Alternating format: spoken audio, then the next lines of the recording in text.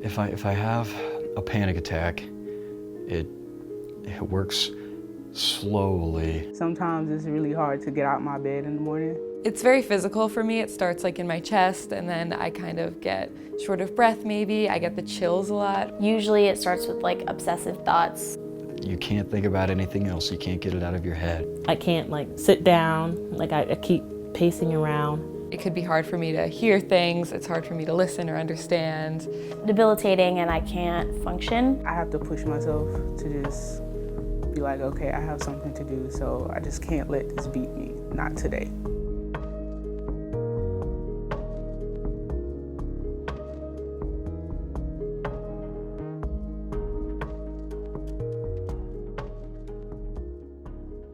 A lot of my anxiety stems from OCD, I think. It'll be stress related to school or internships or relationships with my friends. My anxiety comes from like test anxiety and also social anxiety, being around a really large number of people. The act of just sitting and doing nothing makes me very anxious. On the opposite side of the spectrum, if there's too much going on. So during finals week, and I'm trying to work like 20 hours a week, and I also have to study, and I have to do my homework, and I'm an RA back at campus.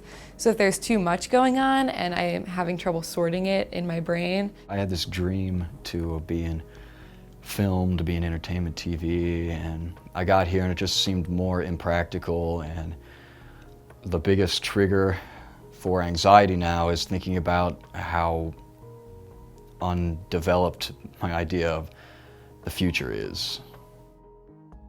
Last minute things make it worse. I'm a planner by nature. I plan everything. But a lot of times there is no cause. I'll just experience like a constant state of anxiety that can last for over a week.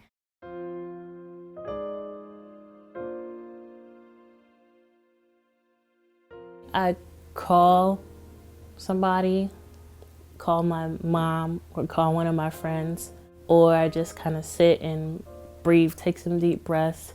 So the best thing for me to do is if I feel even a little bit of anxiety bubbling, I step out of the room. I say, this is what my therapist taught me. You just kind of have to say, this is the anxiety I'm feeling. My anxiety is at a 3 out of 10 right now. And once you say that to yourself and you recognize that that's the anxiety level that you're at, you can start to lower it back down. I tried to teach myself to support me like somebody else would, to look at my situation from the best exterior angle I could. Most recently this semester, I did have to drop a class because it was too much for me and I had been missing a lot of class. Recently I started like writing out what is actually going on, and 9 times out of 10 when I see it in front of me, it's not even that big of an issue. Sometimes I have to force myself to be social. At first it may like really get to me, but at the end when I'm like, okay, I was able to sit at a lunch table with a group of people and talk to them, like that's like big things for me. Think positively, give myself encouragement, tell myself it was okay. If I ever felt like I was overwhelmed, I had to tell myself that I could handle it and that I didn't need anybody to hold my hand. I usually just try to like talk it out with the people around me, but that can often be hard to do because you don't always want to feel like you're that person who's burdening everyone else with like your constant anxiety attacks.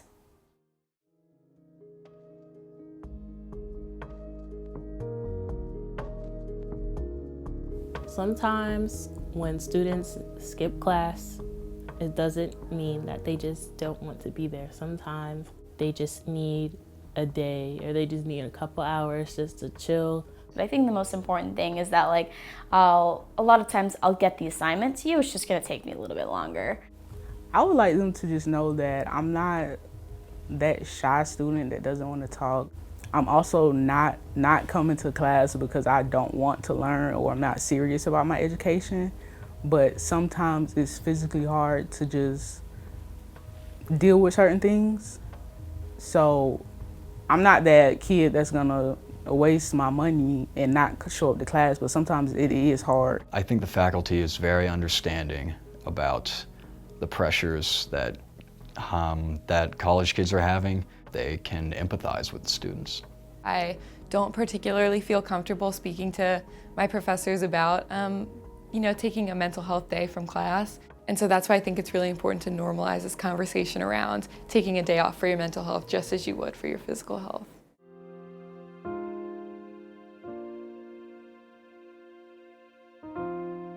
My school is like very activist heavy, so a lot of times they'll be like, well, we need to like reduce the stigma around mental health, and they'll say that, but there's also a culture, I think, because the job market is so competitive that like you need to have 3 internships a semester and work a job because school is so expensive and take a full class load.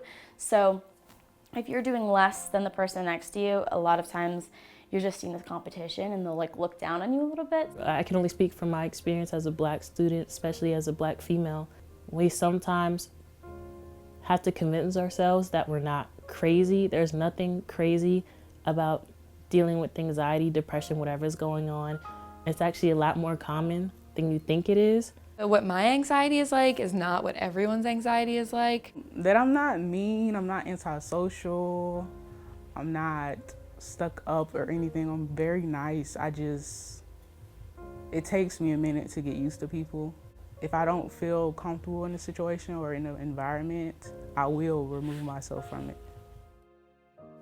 I really try not to show any anxiety in public. A lot of people tell me that they see me as a laid-back person, and I go, really? You think that? It's interesting. There is no sort of logic behind anxiety, so it's always there, but you like telling me, oh, well, you don't have to be stressed because in the long run, it's not really gonna matter. Sometimes I just need someone to like sit there and, just be there while I, freak out a little bit. If you're even questioning if you're struggling with anxiety, you should just go in and see somebody. Because if it turns out that you're not and it's just regular student residual stress, that's fine, you can get that managed there too. But if it turns out to be a bigger problem, now's the time to seek help instead of waiting until it's debilitating.